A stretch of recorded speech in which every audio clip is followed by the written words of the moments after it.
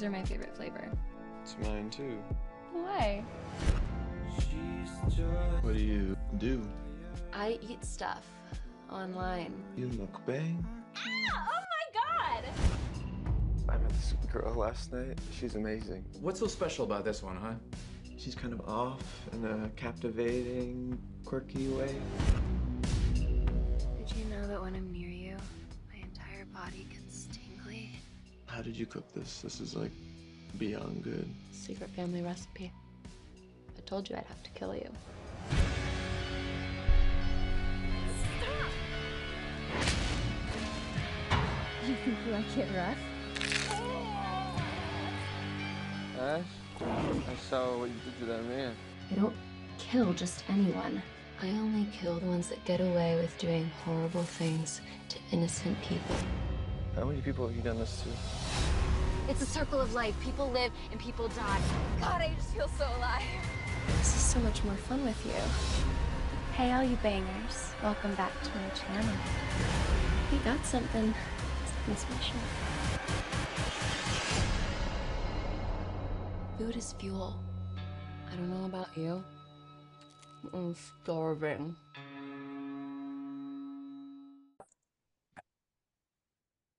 Hey Nick, nice to meet you. Hey, lovely to meet you too. Why don't you go ahead and introduce yourself to our Film Snobs audience?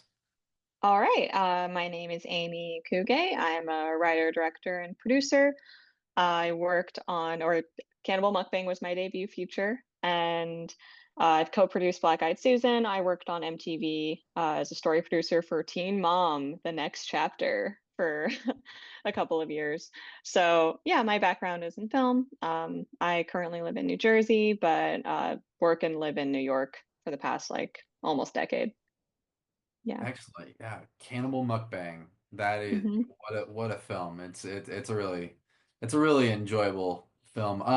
How did you come up with the initial concept? Because it's such a unique horror concept. And was it at all inspired by the exploitation genre? Because it was giving that kind of vibe throughout.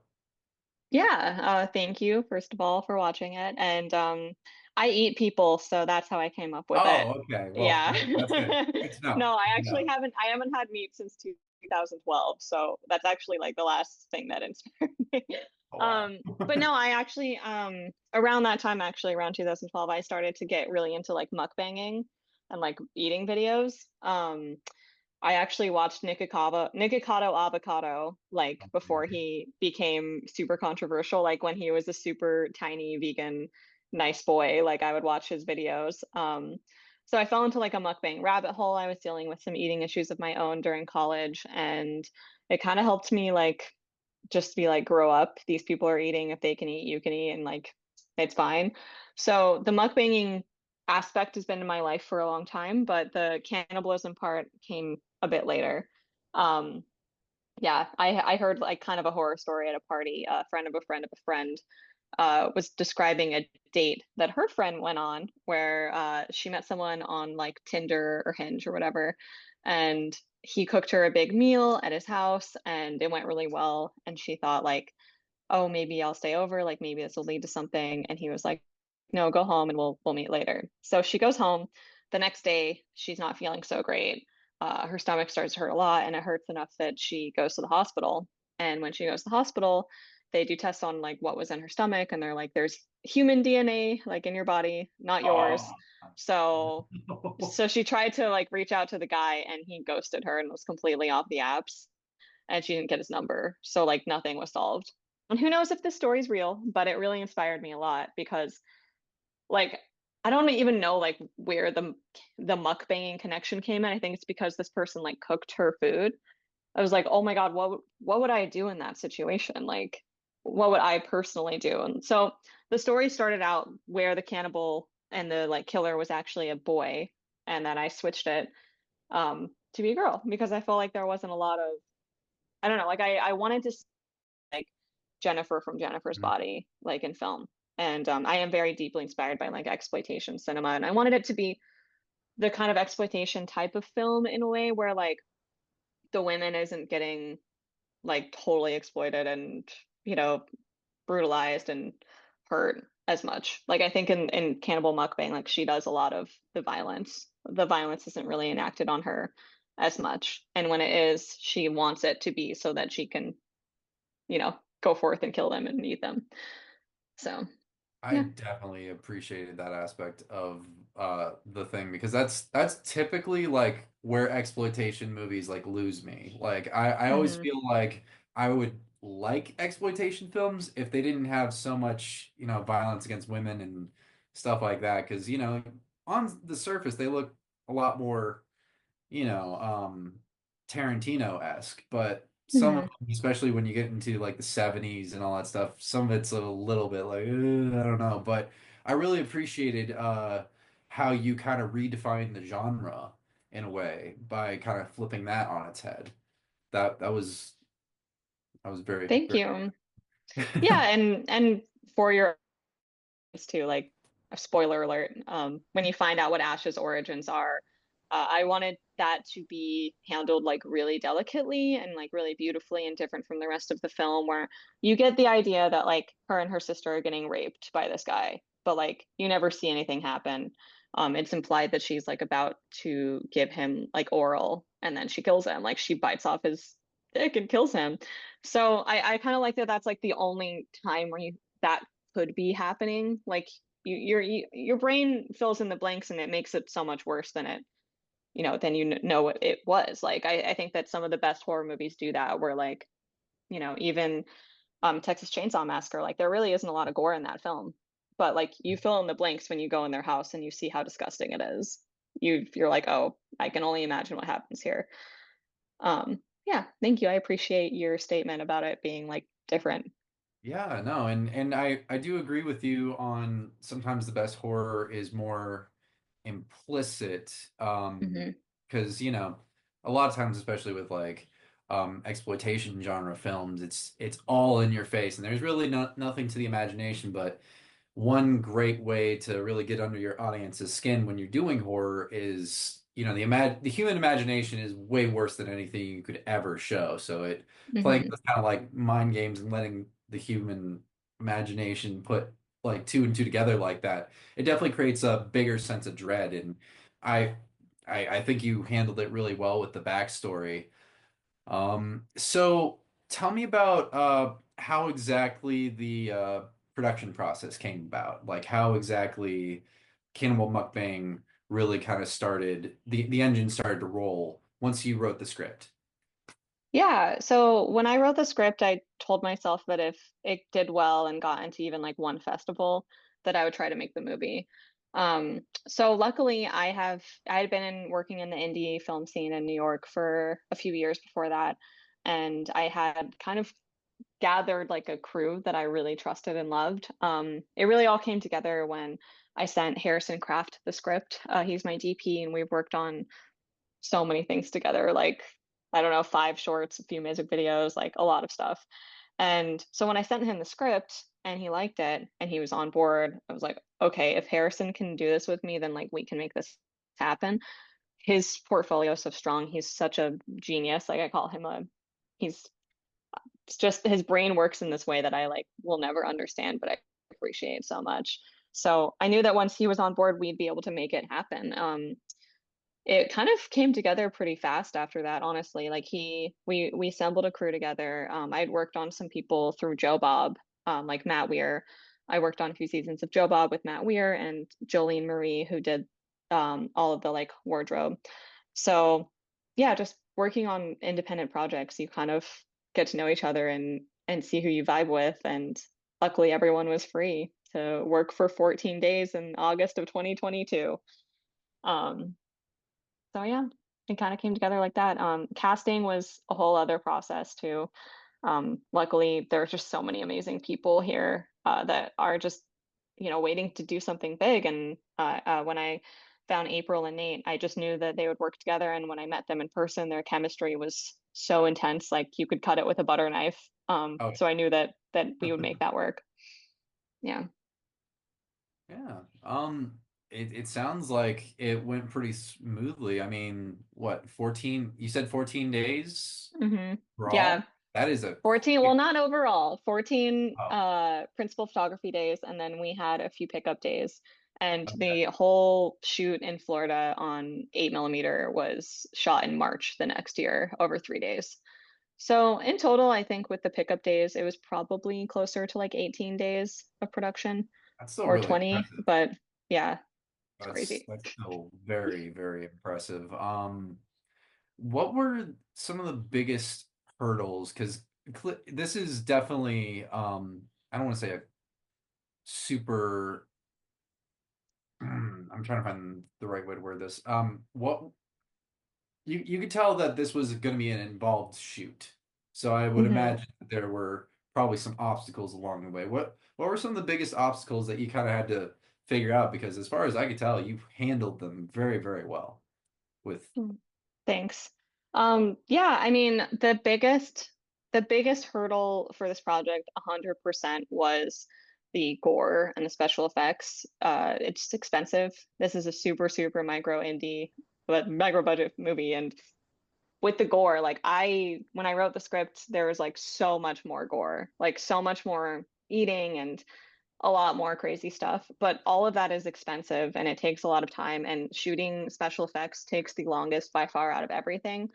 Like we would plan that whole like arm breaking scene, we had planned to shoot over, I think, like 8 hours. Like it was one of the longer times that we scheduled into the shoot.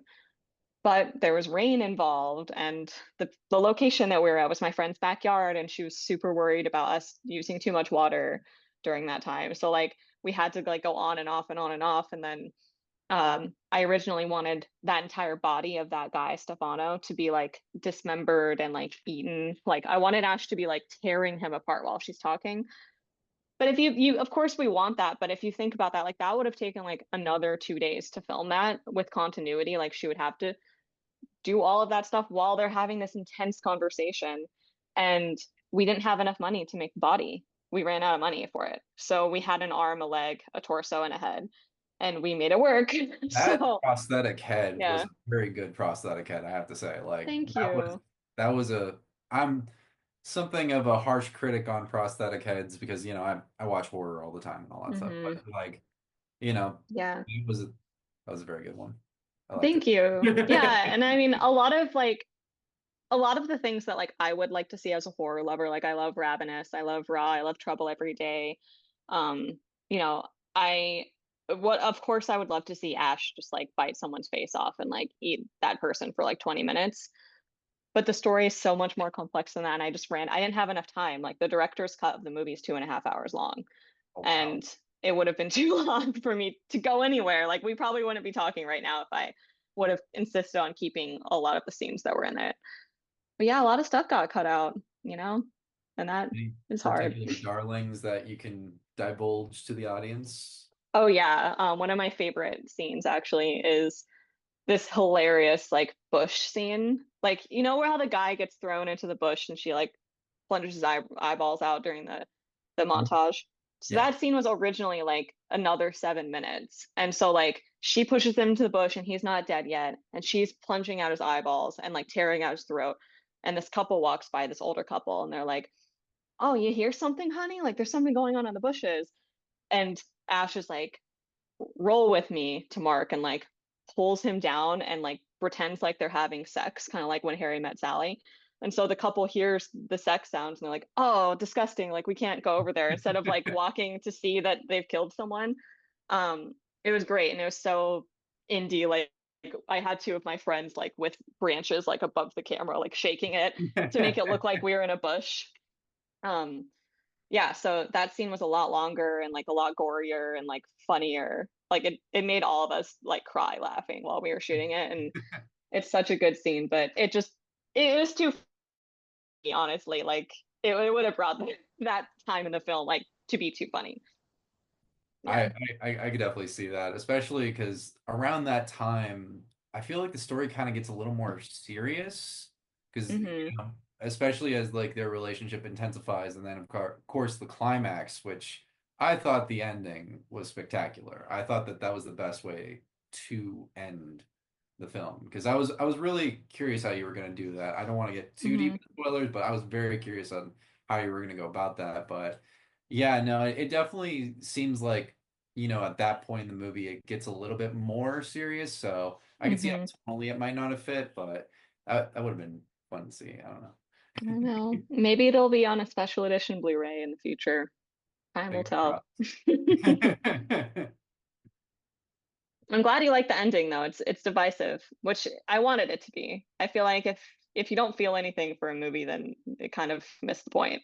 Yeah, So, no, I liked it because there really, presents kind of this scenario where there really is no right answer, hmm. really, because it's it's one of those things where like after the movie, like it stuck with me, and I think that that's the best kind of ending because it didn't end in a way that you probably would expect it to. And Yeah. the fact that it surprised me and stuck with me, that always, to me, tells me, hey, that was a good ending. Which horror Yeah. movies are all about the ending. You have to nail the Hmm. ending, otherwise it all falls apart. So, Totally, yeah.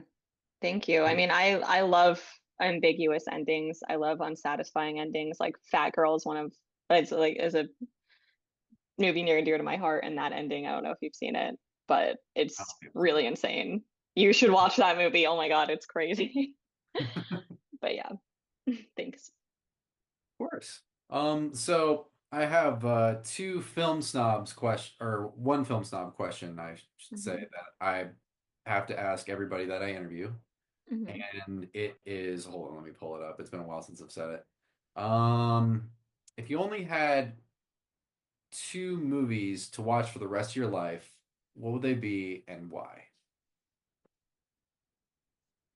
That's so hard. Yeah, I know. Um, It's a tricky one. okay, let me think for a second. Because there's so many ways that you can go. Like I have some comfort movies I can watch a lot, but then I have some horror movies that I can watch over and over and over and over again. Um, God, I hate this question. Okay, well, one of them is probably Before Sunset. It's a Linkletter movie. It's super well done and dialogue driven and extremely romantic. I think it's like one of the most accurate portrayals of like a complicated relationship, and their chemistry is great, and it is a very inspirational movie to me. I love that film. And then I love The Fly. Like I love Cronenberg's The Fly. Like that film, it has everything. It's funny. It's like so disgusting. It's tragic. It makes me cry almost every time I watch it, and it's just a great combination of horror and romance, which Cannibal Mukbang, that's like my favorite type of stuff. Oh, Yeah, oh so yeah. yeah. That and I mean the practical effects, holy crap, Hmm. like, but Insane, yeah. yeah. I there was a time where I would watch that movie like every single year, and I actually have taken a break from it because I'm like, yeah, there's a lot of other movies out there. You don't have to watch The Fly again. It's a solid pick. It's a very Hmm. solid pick.